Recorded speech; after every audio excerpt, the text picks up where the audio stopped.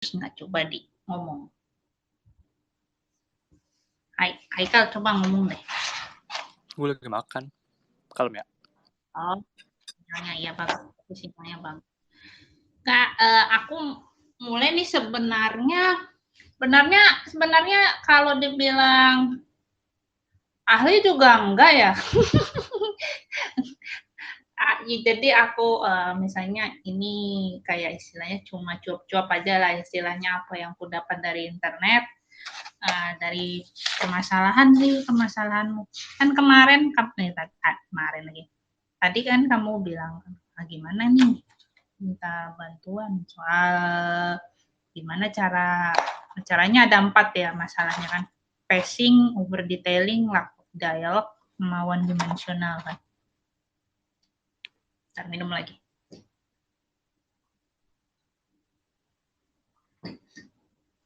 Nah, aku kan juga orangnya nggak bisa otomatis gitu, jadi aku cari dulu di internet.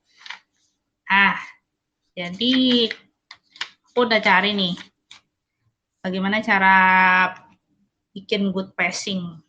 Sini sih ada 5 selain intinya ada 5 poin. Pertama tuh breakdown the structure of your story. Jadi struktur. Jadi emang kalau misalnya cerita tuh memang istilahnya ya gitu biar pacingnya bagus ya breakdown struktur dulu sih. Aku sih jujur aja orangnya sih memang nggak pernah buat outline ya tipe istilahnya aku kemarin dapat itu namanya istilahnya kan ada orang istilahnya painters lah istilahnya kan ada plotters nah ya kan ada 4 tuh ada 3 jenis tuh orang ada istilahnya plotters tuh yang buat outline kalau buat story terus ada painters orang yang nggak pernah buat outline kalau buat story terus ada kombinasi namanya planners jadi aku juga jenis painter sih istilahnya cuma mungkin contohnya bisa kalau cerita itu makanya aku kan kalau buat judul tuh selalu nama orang kayak per babnya kan nama orang atau enggak judulnya tentang tempat ya biasanya itu adalah poin cerita gitu. Jadi judul itu poin cerita. Misalnya kan chapter 1 the coffee shop kan istilahnya cerita di mana itu maksudnya adalah tempat di mana awal mula ceritanya itu dimulai kayak Jiwon dan Dita bertemu di coffee shop terus 2 judulnya the engagement nah itu masalah muncul the engagement hall itu cerita muncul saat permasalahan muncul saat di hall tempat pertunangannya Bohyun. Nah, istilahnya kayak gitu. Jadi ya struktur sih kembali lagi sih ke struktur. Mungkin aku gini aja deh. Kan aku punya mungkin nanti aja ya. Enggak ini aja deh. Ini dulu. Disebutin aja dulu. Jadi untuk pacing yang baik pertama itu adalah breakdown the structure of your story. Terus kedua, use sentence and paragraph and chapter length to influence pace. Maksudnya itu adalah tinggalkan cliffhanger gitu. Jadi bagusnya cliffhanger tuh kayak question mark ya istilahnya question mark di story. Misalnya ya kalau kayak di cerita-cerita series kan ada pertanyaan gitu apa tapi kalau aku baca chapternya kilometer sih cliffhanger-nya lumayan ada sih lumayan setiap story-nya ada cliffhanger sih jadi nggak masalahnya di situ Mungkin struktur sih ya yang bermasalah ya. Jadi di sini tulisannya kalau breakdown struktur bagus itu pakai chapter cards atau handwrite misalnya ditulis gitu poin-poin per chapter itu. Terus yang paling bisa nentuin pacing. Terus yang ketiga use painted detail when you want to slow down things. Oh, detail, tapi detail kamu sih nggak masalah sih ya. Detailmu sih udah bagus kilometer sih. Memperlambat cerita. Terus for use introspection to develop character and central place. Nah ini mungkin masalahmu nih. Apa introspeksi, motivasi karakternya ya. Itu sih kayaknya di breakdown gitu. Kayaknya kalau yang one dimensional karakter itu aku udah bisa ngatasin. Kemarin baru sadar kalau si gelar ini kurang dinamis karakternya. Iya betul. Nih aku baca juga nih yang masalah one dimensional ya. Nih, apa yang menyebabkan karakter one dimensionalnya? Aku udah baca. Satu, kau tidak mengetahui karaktermu. Kedua, atau kau terlalu menyukai karaktermu. Nah ini kamu yang mana? Dua-duanya. Kamu kata tuh sih nomor 2 sih. Kayaknya kamu suka banget sama Gelar gitu. Jadi kayaknya wow gitu. Jadi kayak apa ya, fans gitu. Jadi emang kalau karakter nggak boleh ngefans sih. Kayak harus sama karakter gitu. Nggak bisa lagi sih, aku nggak bisa ngasih dia tekanan yang kuat gitu supaya dia bisa berada di titik paling bawahnya itu nggak tahu mau digimanain gitu loh. Mungkin di situ. Iya, ini aku baca lagi ya untuk biar nggak one dimensional itu satu membuat personal detail untuk memajukan plot. Itu tulis detail bila itu perlu. Terus ciptakan multi-phase detail. Apa yang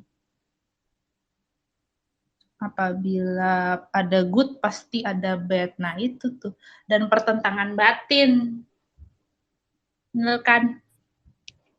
Nah itu udah mulai dimasukin. Tadi juga aku revisi yang bab-bab sebelumnya, mungkin nggak bakal sempat diupdate sih kayaknya ya. Tapi udah direvisi, jadi ditunjukin lagi si PTSD-nya gelar ini gimana. Jadi kemarin habis nonton yang series yang gue kasih Farah kemarin, jadi aku kayak terinspirasi, oh kayak gini ternyata PTSD itu dia emosinya nggak stabil gitu-gitu. Jadi aku tunjukin di scene-scene 25 ke atas deh kayaknya banyaknya. Tapi yang di 25 ke bawah masih rada kurang. Kalau PTSD dia apa sih? Dia traumanya sih waktu itu si Gelar. Si gelar ini dia kena bom waktu kecil. Oh ya, PTSD-nya itu kena bom. Itu mirip-mirip di ada Egg Miles ya itu yang Powai sama si siapa itu? Itu juga kan Mile sama. 22. Nah, ya itu juga PTSD sih itu. Tapi kurang development-nya menurutku terlalu marah-marah. Yang ada komen, aku baru ngelihat PTSD yang eksekusinya benar-benar bagus itu dari series yang Bodyguard itu kemarin aku nonton. Sih karakternya ngambil dari dia aja sih, tapi Iya, ceritanya makanya itu kemarin sempat bikin tweet kalau ini harusnya tuh kayak gini gitu nulisnya. Kayak rada kesel karena aku nggak bisa nulis bagus itu gitu. Iya, tapi nggak apa-apa sih. Jadi akhirnya kan jadi tahu memang kalau karakter ada good, ada bad nggak bisa perfect terus memang iya sih harus.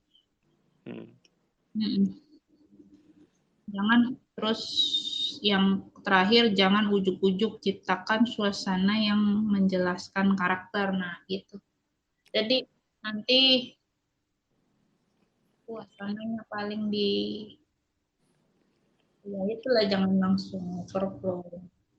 Nah Jadi itu mas banyak banget aku tuh yang ini Jadi penjelasan-penjelasan kayak yang penting-penting itu banyak dipakai narasi, jadi kurang ditunjukin dari karakternya sendiri gitu. Iya, iya, iya. Tapi Itu masalahnya. memang dialog dialog itu nggak bisa ujuk-ujuk sih. Jadi istilahnya ada sesuatu yang terjadi baru dialog itu terlihat untuk menunjukkan karakter orang itu juga. Jadi Ya. memang um, memang emang tricky-nya itu kalau kamu kan tokohnya nggak gitu banyak ya. Hmm. Jadi porsinya itu banyak gitu. Jadi tapi ditambah action. Jadi paling kamu kan memang di first draft itu kayak kebanjiran informasi ya istilahnya yang gitu kan ya. Apa Hmm. banyak. Jadi satu-satunya jalannya strukturing itu jadi kamu sebar. Jadi biar orang penonton, biar pembaca nggak bosen. Jadi awal itu kisahnya si Galar, terus episode berikutnya kisahnya si Benggala, terus ketiganya tentang psikolog bisa juga sih. Nggak apa-apa ceritain aja biar penonton nggak. Jadi istilahnya yang duar, terus adem, duar, adem, duar, adem. Jadi nggak. Iya, iya, iya. Gitu. Berarti kayak pindah-pindah uh, center Karakter. point gitu ya, pindah-pindah tokoh yang dilihatin yang di mana gitu. Iya Karena betul. aku juga kepikiran kayak gitu sih. Iya, jadi jangan anggap satu tokoh itu jangan kesampingan satu tokoh kamu anggap tuh tokoh membosankan. Bah, buang. Enggak, jangan. Jadi semua tokoh punya proporsinya masing-masing termasuk si profesor tuh kalau perlu kamu ceritain aja. Ya udah dibikin. Iya, satu chapter gitu. Jadi satu chapter Gelar, satu chapter si Benggala, satu chapter si psikolog, satu chapter itu si profesor, satu chapter si musuhnya. Hmm. Nah, gitu. Jadi pembaca tuh bisa kenal semua tokoh 5 ini. Nah, Gua. ya itu. Nah, iya. Jadi pertama mungkin menurutku ya gitu, chapternya ya jadi setiap tokoh punya satu chapter gitu. Dibanyakin dari situnya ya. Jadi kayak musuhnya juga diliatin dia gimana cara itunya. Kalau Dia emang Ayu, di reveal dari awal. kalau aku kan di mana di cerita Racing Me kan, dia kan ada kisahnya satu chapter si Kinar itu. Kan Kinar memang sangat membosankan ya, dia cuma pegawai teller teller Indomart lah gitu kan. Tapi diceritain satu chapter tuh dia doang. Jadi terus si Handoko kan, tapi dia tuh karena misteri jadi dia nggak langsung diceritain, tapi ada juga chapter mengenai dirinya, mengenai sudut pandang orang lain, kayak gitu, karena dia masih misteri. Terus yang ketiga, ceritain musuhnya, yaitu si Herbert itu, satu chapter gitu. Jadi istilahnya biar nggak monoton, maksudnya yang nggak kelihatan ngefansmu sama Gelar gitu. Nah gitu. Kalau aku juga yang Mistake in Love ini juga per chapter itu ada proporsinya. Besok aku mau ceritain si Sanggita, besok mau ceritain si Bokyun, nah besok mau ceritain si ini. Itu juga ngebantu sih kalau kayak gitu kita jadi kenal karakter masing-masing yang karakter membosankan pun kalau diceritain jadi kenal gitu. Kayak gitu. Jadi ya gitulah. Terus apa lagi sih?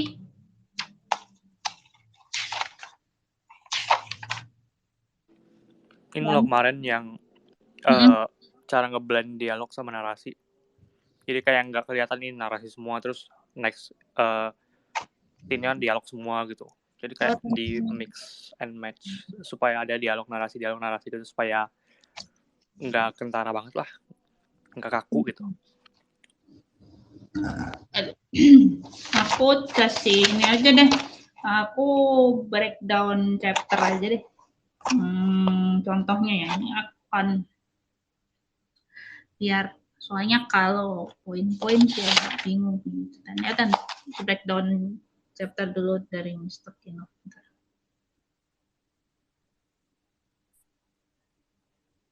Jadi ini aku pilih chapter 40.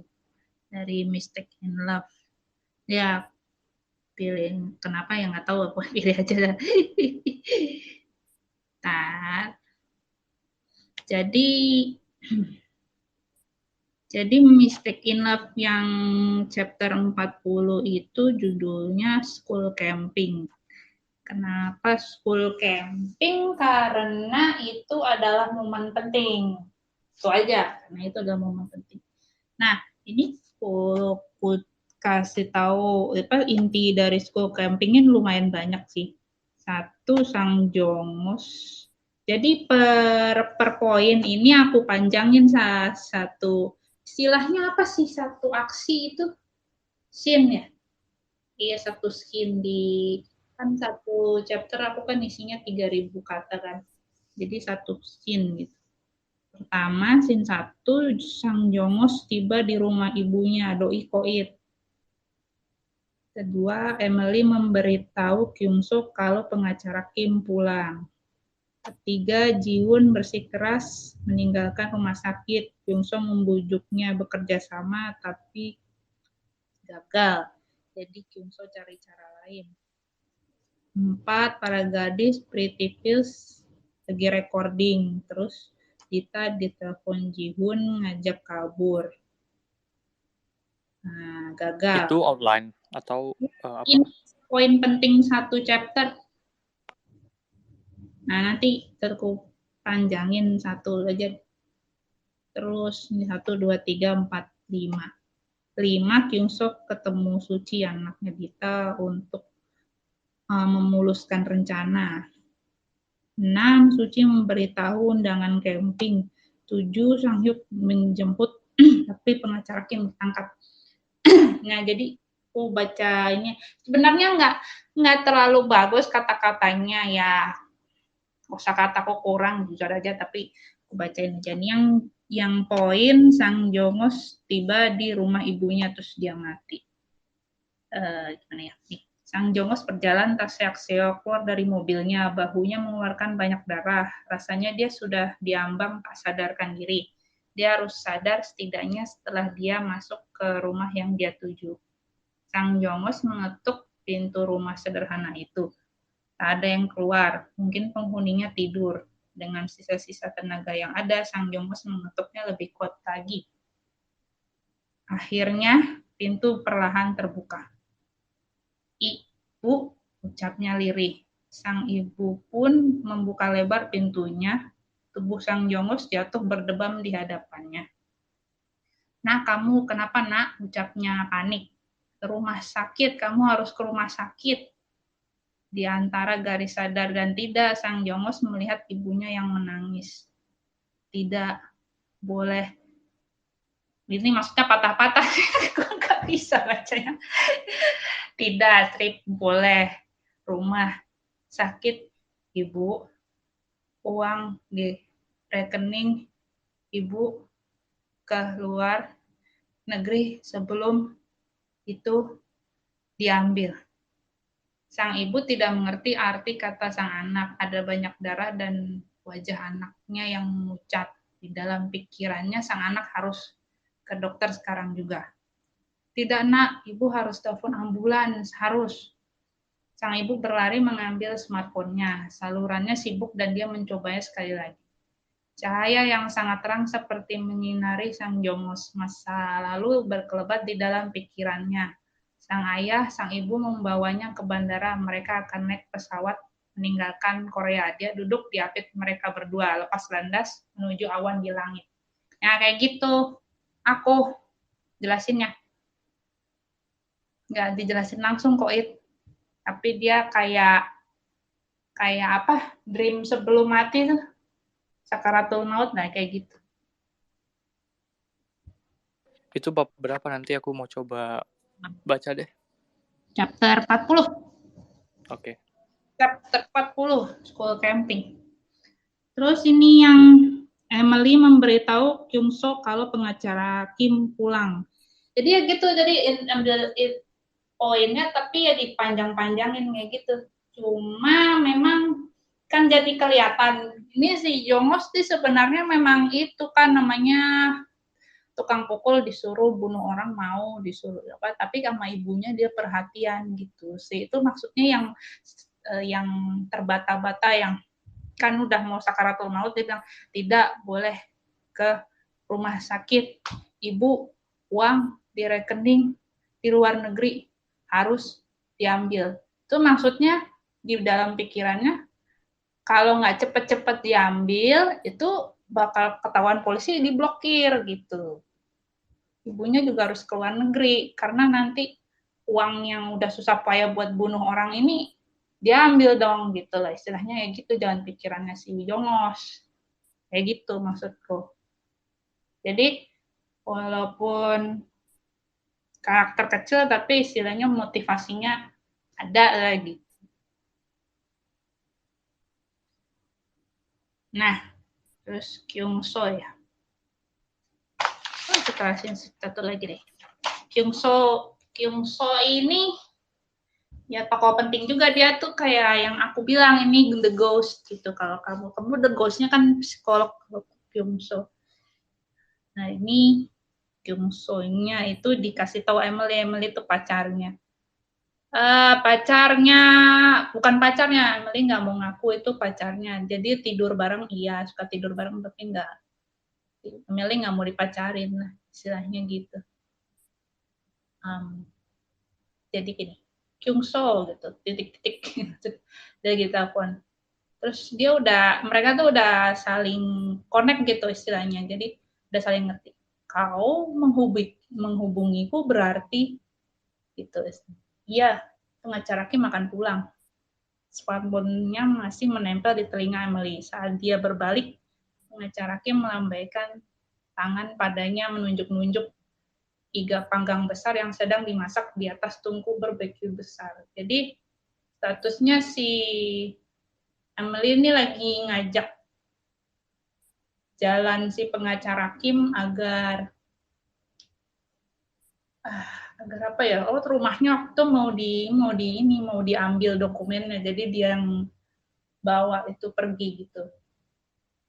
Ya gitu, aku baca aja. Jelasin agak ribet. Gitulah istilahnya permainan. Dia berkata, pesan tidak terdengar, tapi Emily dapat membaca gerak bibirnya. Dari jauh, pesan apa gitu, kayak gitu. Emily membuat gestur angka 2 dengan jarinya, pertanda dia ingin dipesankan iga panggang tersebut. 2 maksudnya, pesan 2. Dengan mantap pengacara Kim memberi jempol yang berarti, baiklah, tak sabar ingin memakannya. Pengacara Kim sedang bersamaku. Dia berkemas malam ini, apapun rencanamu lakukanlah secepatnya sebelum dia pulang. Emily memberitahu Kyung So mengenai rencana Kim yang diberitahukan kepadanya. Kyung So terkekeh. Tahu dari mana kalau aku punya rencana? Ledek Kyung So mendengar tebakan Emily. Kau selalu punya rencana. Kyung So tersenyum mendengarnya. Setelah dirinya gagal menyelamatkan seorang polisi bernama Woo Jin, sepertinya dia tetap harus bergerak. Emily benar, dia harus berjaga-jaga. Baik, Emily. Terima kasih. Kyung So menutup teleponnya. Nah gitu dia nggak basa-basi sih. Cuaca sudah mulai menghangat, tapi bukanlah cuaca hangat yang terjadi, melainkan hujan yang makin sering turun. Hujan memang sangat baik, meluruhkan semua salju yang menumpuk di atas vegetasi maupun pelataran. Tapi persatuan antara salju dan air itu mengakibatkan arus deras, banjir di beberapa tempat, kebasahan dan kedinginan, sangat tidak nyaman. Walaupun cuaca di luar membuat malas, Kyung So bertekad untuk ke rumah sakit sekarang. Ayahnya sudah tidak tinggal di apartemennya, jadi pergerakannya lebih bebas. Tanpa Emily dan Suci tidak ada alasan bagi ayahnya untuk tinggal di sana lagi. Jadi ada habis nelpon dia berpikir sesuatu itu sih bagusnya diceritain gitu. Habis ini dia mau apa, habis ini perasaannya apa. Jadi aku ngungkapin masalah hujan adem, nggak pewek, nggak mau males tapi masih ada rencana yang harus dikerjakan, dijelasin gitu. Ya Kal. Halo. Iya. Ya begitu.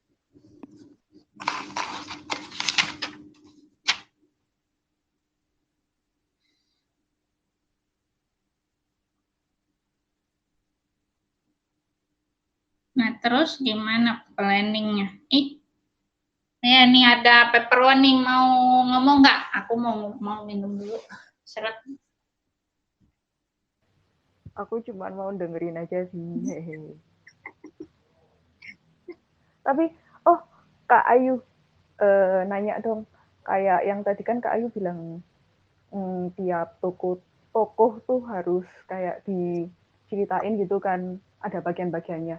Jadi itu pembagiannya itu biar proporsional tuh gimana sih? Kayak aku tuh cenderung kalau udah sama tokoh yang satu itu kayak ya itu terus gitu, kayak nggak tahu mau gali apa sama tokoh yang lain-lainnya gitu. Ya itu masalahnya Haikal juga. Jadi over detailing ke satu toko. Jadi kayak mencintai satu toko, jadi dikasih ruang terus. Padahal sebenarnya itu nggak adil sih menurutku, dan bikin pembaca bosan. Kalau menurutku bukan pembaca bosan, ayo aku bukan menjudgment juga. Jadi maksudku kalau aku baca aku bosan gitu kalau itu dulu ya, di apa diceritain gitu, kayak kepo-kepo yang lain lah gitu. Aku sih gitu. Terus aku sukanya kan reasoning, jadi motifmu apa tuh istilahnya. Kau punya plan kan, tapi plan selalu tidak tidak berjalan mulus. Karena waktu aku ceritain Kyungso, gimana ya biar berasa plannya itu tidak tidak ya ada sedikit-sedikit lah mager apa gimana ceritanya gitu ya, itu aku ceritain aja kan. Waktu itu sebenarnya setelah itu di Korea kan lagi banjir ya, tapi di ceritaku itu lagi salju, jadi aku memang buat kayak kombinasi, jadi mau selesai musim salju biasanya di Korea itu hujan, biasanya hujannya tuh nggak enakin, hujan dingin gitu, jadi nggak mau kemana-mana nggak pewek, tapi dijalankan seperti itulah. Terus jalan pikirannya lagi, biasanya kalau orang macam Kyungho itu yang nggak banyak bicara, biasanya di benaknya tuh mikir mulu, jadi itu yang bikin aku, misalnya aku pembaca gitu seneng gitu, aku jadi tahu motifnya apa gitu. Karena orang pendiam biasanya dia berpikir terus, beda sama orang yang banyak ngomong. Oke. Oke, terima kasih. Ya, jadi kalau menurutku kalau ceritamu udah sampai tengah jalan nggak apa-apa, mulailah ke memperlihatkan karakter lain, menurutku pembaca bakal suka sih. Jadi dia dapat point of view orang lain itu. Kalau kalau nggak bisa bisa pakai point of view orang lain juga sih. Si ini begini loh orangnya betul bisa. Oh ya.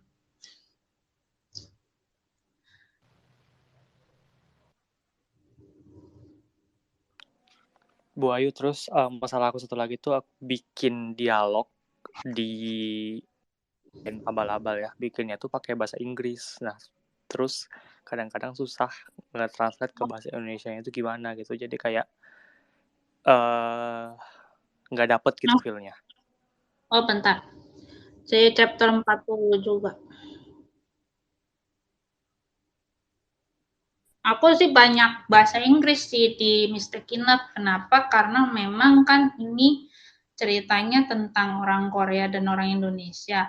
Dan si Kyung So ini nggak bisa bahasa Indonesia lah, buat apa gitu belajar bahasa Indonesia. Tapi dia emang lulusan Princeton, jadi dia bisa bahasa Inggris. Jadi nyambung aja sih ngomong bahasa Indonesia. Jadi tapi harus ingat juga dia nggak bisa bahasa Indonesia. Jadi TikTok guys, bahasa Indonesia, bahasa Korea, bahasa Inggris. Jadi begini ceritanya. Yang Ini adalah bentar.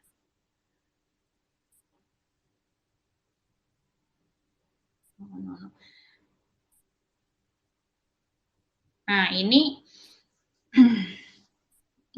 daftar 40 poin Kyungso bertemu Suci, anaknya Dita, untuk memuluskan rencana. Jadi yang dia bertemu si Jihun sebelumnya di rumah sakit, dia Jihun berusaha meyakinkan Jihun agar bisa bekerja sama dengan dia urusan Sang Hyuk kan, untuk menjatuhkan gitu. Tapi memang Jihun ini dijahatin tapi nggak pernah mau jahatin temennya, istilahnya enggak, mendingan gua kabur gitu, istilahnya gitu. Nah gagal. Nah dia juga di lain pihak punya rasa bersalah Kyungso sih sama si Jihun ini, urusan sexual violence itu kan, yang akhirnya dapat anak si Suci ini, anaknya hasil itu. Nah dia ini ke sekolahnya, ketemu sama kepala sekolahnya dulu untuk merencanakan school camping lah istilahnya di situ. Nah di situ setelah merencanakan school camping, si kepala sekolahnya manggil Suci ke ruang kepala sekolah untuk ketemu sama Kyungso ini. Tapi Suci sama Kyungso sih kenal baik, kenal lah dia yang nggak sengaja nemuin di mall waktu kabur dari rumahnya, itu episode awal tuh. Kalau mau baca ya baca sih, boleh. Jadi gini, beberapa saat sebelumnya Suci berdiri gugup di depan ruang kepala sekolah. Apakah aku membuat kesalahan? Apa yang harus aku katakan bila dia memarahiku? Apa aku bilang saja aku orang Indonesia jadi aku belum mengerti? Maafkan aku. Jadi gitu. Jadi ini kayak anak kecil, anak SD, tahu-tahu dipanggil ke ruang kepala sekolah kan pikirannya macam-macam ya. Aku salah apa ya? Kayak gitulah istilahnya. Saat mau mengetuk pintu, sang kepala sekolah sudah membukanya. Suci mendongak melihat pria tinggi itu. Pria itu tidak berwajah mengerikan, melainkan bersikap ramah dan menyuruhnya masuk. Berjalan menuju kursi tamu, Suci melihat siapa yang ada di sana. Sang paman kesayangan, pria yang pertama kali membuat hatinya berdebar. Uncle Kyungso? Suci menutup mulutnya senang, menahan Dia dirinya. suka sama om-om atau gimana? First love, tapi ya namanya first love inilah, maksudnya ya anak kecil lah ngefans sama om gitulah istilahnya, tapi bukan cinta romantis ya, tahu kan, om aku senang om Oke. baik kayak gitulah istilahnya, karena om Kyungso memang pinter gitu, terus dia ngomong sama Suci, dia ngerti Suci pinter, terus ngomongnya sering bahasa Inggris karena Suci ini suka bahasa Inggris, baca Harry Potter gitulah, kayak gitu. Tapi gimananya panjang ceritanya itu, baca chapter awal aja. Untuk Kyungso, Suci menutup mulutnya senang. Nah itu juga, makanya kamu kan bilang ini suka om gitu. Itu misterinya di situ. Istilahnya itu adalah misteri yang kau bisa kira-kira apakah itu benar, apakah itu tidak gitu istilahnya. Yang tidak perlu diberitahu kepada pembaca secara gamblang. Itu kamu bisa juga mainin begitu sih. Bagus itu, menurutku ya.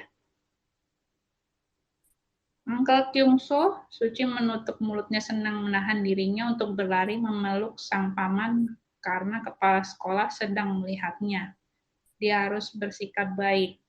Jadi gitu, dia kan di Korea, bukan di Indonesia. Jadi dia menjaga sikap gitu terhadap dunia Korea gitu. Jadi nggak bisa kayak anak Indonesia yang otomatis meluk orang apa. gimana gitu. Dia juga di ruang kepala sekolah gitu. Saat Suci mendekat, malah Kyungso memeluknya. Muka Suci menjadi merah padam. Kalian akan kutinggalkan untuk saling bicara. Kepala sekolah undur diri. Kyungso mengenal sang kepala sekolah. Dia merupakan mantan mahasiswa dari sang anak. Mahasiswa dari sang ayah. Dahulu Kyungso yang mengenalkannya kepada Sang Hyuk. Keluasan dalam bergaul yang membuatnya mendapat posisi seperti sekarang. Hal yang langka karena posisi kepala sekolah biasanya dipercayakan kepada orang yang jauh lebih tua. Nah gitu. Jadi walaupun itu cuma apa sih istilahnya figuran, tapi aku sih suka reasoning. Jadi kok bisa orang masih muda jadi kepala sekolah di Korea? Kayaknya nggak mungkin deh. Tapi ya karena ini aku jelasin karena itu. Aku suka reasoning aja, jadi kita jelasin daripada buat pertanyaan kenapa-napanya. Suci, Yung Samsung, iya paman, maksudnya dalam kurung gitu, iya maksudnya dia ngomong balasnya bahasa Korea terus dalam kurung iya paman. Suci yang sudah bisa menjawabnya dengan bahasa Korea. Kyungso tersenyum lebar. Dang Shim Yun Totogan Arnida, gitu, kau anak yang pintar. Suci terkikik malu. Yang Samchon, tentu saja paman. Kyungso tertawa mendengar kepercaya dirian Suci. Teringat tujuan utama Kyungso mengunjungi Suci, Kyungso memberikan amplop yang sedari tadi dia pegang. What is this? Ucap Suci bingung. Open it, bujuk Kyungso. Suci melihat cap sekolahnya di depannya. Saat menarik suratnya, kop sekolah adalah yang pertama terlihat. Lalu dia membukanya. Jong Hanen Ha Mo Ten Up. Jadi dia ini nggak bisa baca Koreanya, masih kayak ya namanya anak baru belajar bahasa Korea gitu kan. Jadi nggak bisa, baru terbata-bata gitu. Terus Kyungso langsung menarik surat itu. Kasihan melihat Suci yang membacanya dengan terbata-bata. Okay, I'm gonna just tell you the main point of this letter. It is, Suci mendengarkan dengan seksama. There will be school camping, just for your class. Wajah Suci terlihat biasa saja. Oh, okay, Uncle, jawabnya sopan. The great news is, Kyungso mengeluarkan sebuah smartphone baru. Di dalamnya sudah ada kontak seseorang yang bernama Ji-hoon. You can ask your dad to join. Mata Suci membesar menerimanya. Tak menyangka hari ini adalah hari yang begitu indah baginya. Are you serious, Uncle? Yes, I am. But don't tell about your mom and Sang Hyuk about. You wanna invite your dad? Suci mengangguk-angguk. Suci mengangguk sungguh-sungguh. Jadi situasinya itu tadinya kan si Dita sama Ji-hoon nikahnya di Jakarta lah gitu. Terus anaknya itu Toto si Sang Hyuk nyewa jongos buat ngambil si anaknya si Suci ini. Karena si Kyungso kan penasaran ini anak siapa gitu dari mereka berempat kan gitu. Karena ya sebenarnya si Ji-hoon sama si Byo-hoon udah jelas bukan bapaknya Suci karena udah golongan darahnya nggak nyambung. Jadi antara Kyungso sama Sang Hyuk terus dites gitu DNA-nya gitu dari rambut yang diambil dari Sang Hyuk gitu, terus dites, terus si Sang Hyuk ngejar gitu di tempat tes DNA lah gitu, rumah sakit mana tuh yang biasanya bisa, lupa tuh itu. Terus diambil suratnya, dilihat itu kata anak dia gitu. Tapi ini sih ada sesuatu lagi yang terus ceritalah itulah itu ya rahasia. Nah, Jadi sekarang dia sama Sang-hyuk nggak bisa ketemu ayahnya. Ayahnya tuh maksudnya Ji-hoon yang selama ini ngerawat dia gitu. Terus si Ditanya juga jadi terpaksa sama si Sang-hyuknya itu karena anaknya di Sang-hyuk gitu. Nah, gitu ceritanya. Nah, Tadi kan ada kayak dialog yang bahasa Inggris itu kan karena latarnya di Korea ya, dan emang tokohnya fasih berbahasa Inggris gitu kan sama yang anak-anak tadi. Nah kalau yang nggak berlatar di luar negeri yang pakai bahasa Indonesia itu gimana caranya? Karena aku bikin dialognya di outline itu pakai bahasa Inggris. Kalau di Racing Me gimana di Racing Me? Di Racing Me nggak ada dialog bahasa Inggris. Iya, nggak ada. Di Mars ya? Itu Oh, gimana? di Mars bahasa Prancis ada di distrik P. Distrik P Pak El, distrik P. Di situ distrik yang isinya orang-orang kulit hitam, apa namanya jazirahnya Afrika, pokoknya orang-orang Afrika semua di distrik P. Itu dia di subdistriknya Gabon, nah itu bahasa Prancis semua. Tapi si siapa yang situ Kotar nggak ngerti mereka ngomong apa. Akhirnya ada dia ngomong bahasa Inggris yang terus si siapa sih namanya, aku jadi lupa tokoh sendiri sih. Poppy. Nah, Poppy-nya ini jelasin nerjemahin ke keluarganya pakai bahasa Prancis gitu. Ada. Jadi gimana maksudnya? Jadi kayak aku bikin dialog kan udah dapat feel-feelnya gimana aja mau digimanain apa aja nih nanti di scene-nya mau ngapain aja supaya developing feel suasana scene-nya gimana. Nah tapi pas eksekusinya kan harus diubah ke bahasa Indonesia gitu. Jadi kayak aneh kalau aku translate langsung gitu. Kayak apa ya? Aja sih. Jadi sebenarnya tuh situasinya nggak perlu pakai bahasa Inggris, tapi kamu Inggrisin dulu ya. Iya, aku bikin outline-nya pakai bahasa Inggris, dialog gitu pakai bahasa Inggris. Jangan dibuat bahasa Inggris kalau nggak perlu, kalau nggak ada tujuannya. Jadi bahasa Indonesia terus. Harus kamu terjemahin semua ke bahasa Iya, Indonesia. makanya itu. Ya, Makanya iya. itu kadang feeling-nya nggak dapet gitu kan. Kayak beda. Kamu base-nya based on nonton sih ya. Nonton film jadi kayak Iya, makanya. kayak ngomong bahasa Inggris. Jadi kamu nggak pernah membayangkan orang ini berbahasa Indonesia. Jadi menurutku kamu harus nonton film dubbing. Ini ya, film Indonesia aja yang action kemarin aku tonton ada The Raid. The Raid itu aneh banget dialognya, dia pakai bahasa baku gitu. Terus kemarin lagi ada apa lagi ya selain The Raid? Pokoknya action Indonesia itu bahasanya jadi aneh kalau emang mau di action gitu loh. Mau pakai gue lu gitu-gitu malah nggak dapet feelnya, beda. Aku nggak ngerti sih. Kalau menurutku, jadi kamu maunya pakai bahasa apa? Kalau bahasa Inggris semua?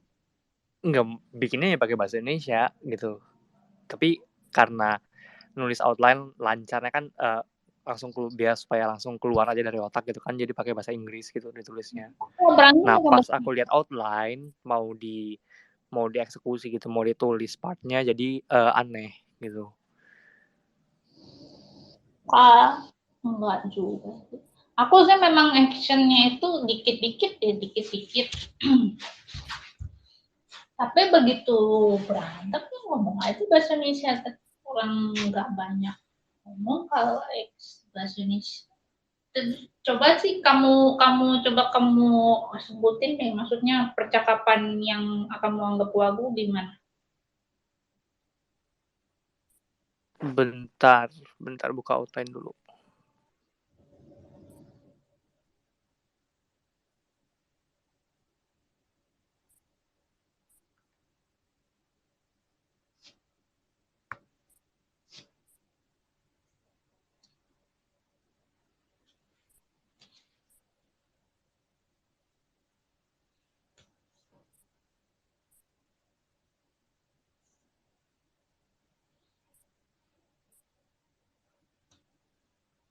Aku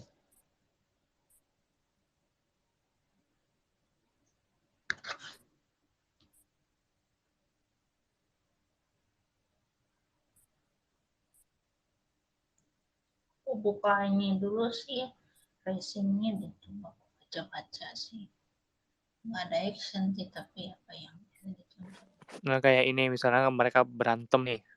Terus ada yang bilang fuck off gitu. Terus dibalas no you fuck off. Nah, itu bahasa Indonesia gimana coba? Aku bingung di situ. Iya, Kayak sih kalau lo minggir anjing, lo kali gitu. Gue gitu. Lo aja kali. Nah jadinya kan kasarnya pakai lo gua gitu kan. Jadi kayak gak masuk sama base ceritaku yang pakai bahasanya baku gitu. Pakai aku kau. Iya, kalau aku gitu, aku nggak pernah mikir aku kau tuh aku masalahnya. Tapi bisa Iya sih, bener sih. fuck up tuh nggak masalah, kan orang Indonesia kan biasa ngomong fuck up dan nggak. Kalau cuma sekedar fuck up, stupid, apalagi sih bahasa Indonesia suka diginin, nggak masalah sih buat gegayaan ya, buat gegayaan gitu, nggak Iya masalah. sih ya, harusnya nggak apa-apa ya. Nggak apa-apa. Aku tuh yang mistaken cuma juga yang waktu tembak-tembakan itu juga pakai bahasa Indonesia aja nggak masalah, karena yang keluar dari mulut kalau tembakan kata-kata sedikit kan, kata-kata yang nggak banyak gitu, cuma paling apa itu yang tembak, dia tertembak, tunggu ini tertembak, ditembak yang Ujin mati, bentar. Ujin judulnya. Ujin.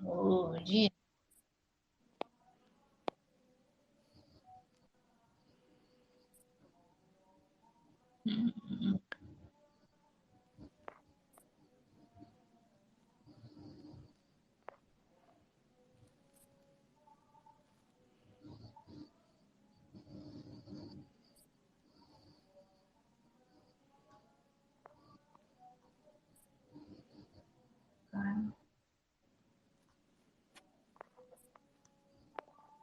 Bisa pernah kesana ini dia. Bentar, ini kalau aku baca sih, sesaat setelah pengacara Kim menutup telepon dari Ujin, Kim kemudian mengangkat telepon menghubungi seorang lagi, Sang Jokos yang tanpa sepengetahuannya menjadi double agent sekarang. Halo, selamat siang Pak Kim. Malam. Di sana malam kah? Ya, selamat malam. Saya ingin memintamu untuk berbuat sesuatu. Saya akan langsung transfer pembayaran ke rekening. Baik, Pak. Saya ingin kamu menyingkirkan seorang polisi bernama Ujin. Polisi, Pak? Iya, nggak masalah kan? Kau bisa minta bantuan ke rekanmu yang satunya, nanti ku transfer ke rekeningnya juga. Baiklah, Pak. Detail identitasnya akan kuberikan nanti. Sang Jongos sambil mengingat wajah Ujin yang pengacara Kim kirimkan melalui line menunggu dengan sabar. Sudah 2 jam dia menunggu di basement parkir. Tak apa, karena menunggu sudah menjadi bagian dari pekerjaannya selama bertahun-tahun. Kali ini dia harus mengeksekusi seorang polisi. Suatu tindakan yang harus dia lakukan dengan hati-hati. Dia membawa mobil plat palsu, jadi mungkin tak akan jadi masalah. Uangnya sudah masuk melalui akun PayPal-nya. Suatu jumlah yang sangat besar. Kadang dia bingung bagaimana orang bisa punya uang sebanyak itu. Sementara dia harus bekerja kotor untuk mendapat remahannya saja. Ya sudah, yang penting ibunya bahagia sampai wafat nanti. Penantian akhirnya berbuah manis. Akhirnya seorang keluar dari mobil yang baru diparkir. Dia keluar dengan menggunakan topi cap dan jas hujan langsung menghampiri orang yang dia yakini bernama Wujin. Hei! Tiba-tiba ada suara orang berteriak kaget.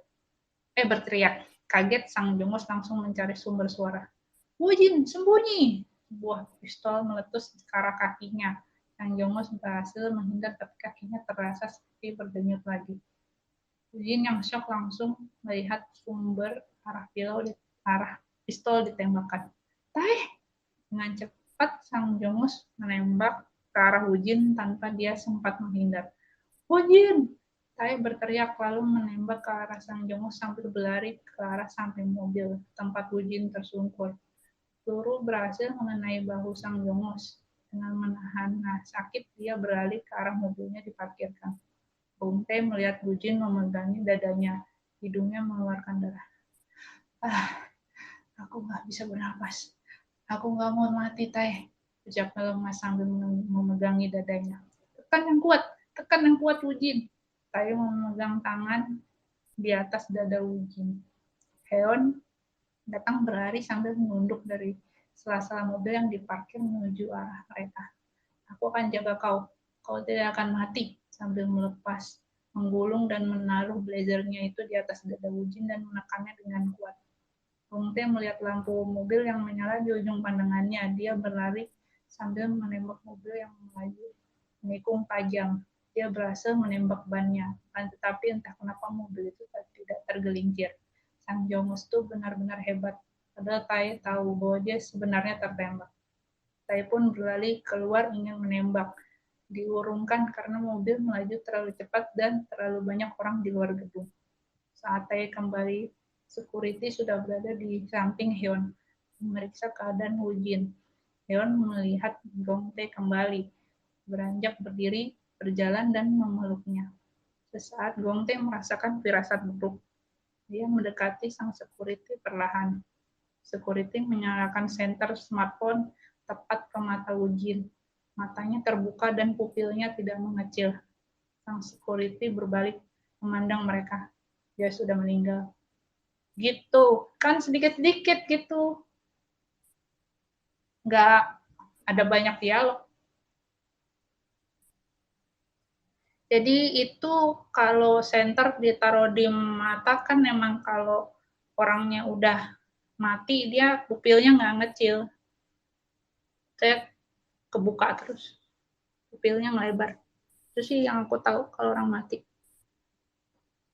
Ya, Pak. Udah aku mah. Iya, nanti dicoba ini lagi deh. Riset lagi sama dicoba sesuaiin tadi yang paling ini sih kalau kataku yang POV dari karakter lain yang kayak center point-nya diubah-ubah, jangan satu karakter mulu. Jadi kayak ngeliatin berbagai sudut pandang dari masalahnya gitu kan. Ini sebenarnya Wujin ini enggak karakternya itu enggak gede, tapi ya semampunya itu ditunjukkan. Misalnya Wujin ini jomblo, maknya susah banget nyuruh dia kawin gitu, susah gitu. Jadi begitu si polisi Gong Tae ini jalan sama Hyun masuk ke kantor polisi itu sebenarnya cuma akal buat menutupi sesuatu lah, alibi lah, itu alibi aja sih. Tapi dia tetap sebel gitu istilahnya. Nah rasa marahnya ini disampaikannya ke bentuk lain, kayak misalnya melapor ke pengacara Kim, kayak gitulah maksudnya. Kayak sistem lah.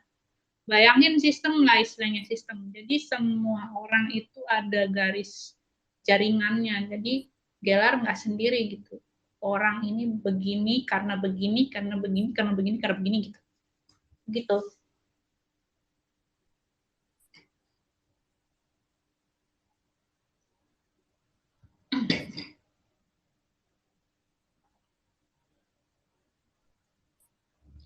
Mana tadi?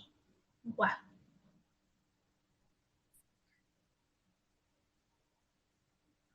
Soalnya udah pergi. Tadi kayaknya lumayan banyak orang ramai. Ada lagi? Oh, yang belum terangin apa sih ini ya? Lack of dialog apa ya? One dimensional. Dari aku udah sih, paling nanti kalau ada pertanyaan lagi aku langsung ngehubungin aja deh. Kayaknya.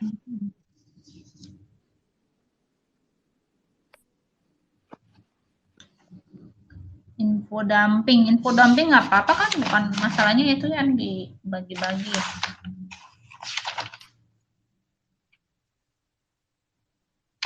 Kamu nggak ada monolog sih.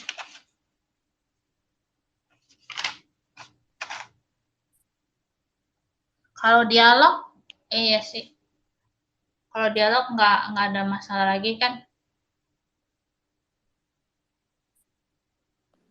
Enggak sih kalau dialog bikin.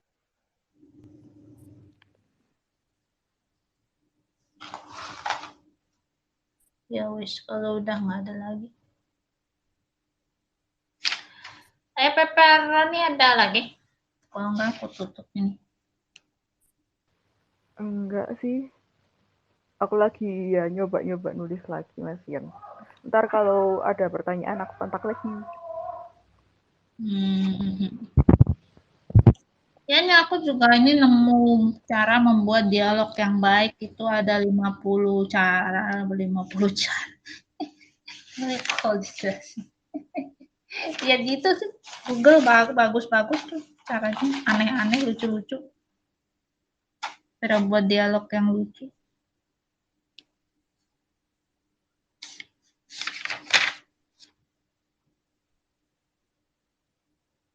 Ya udah deh, si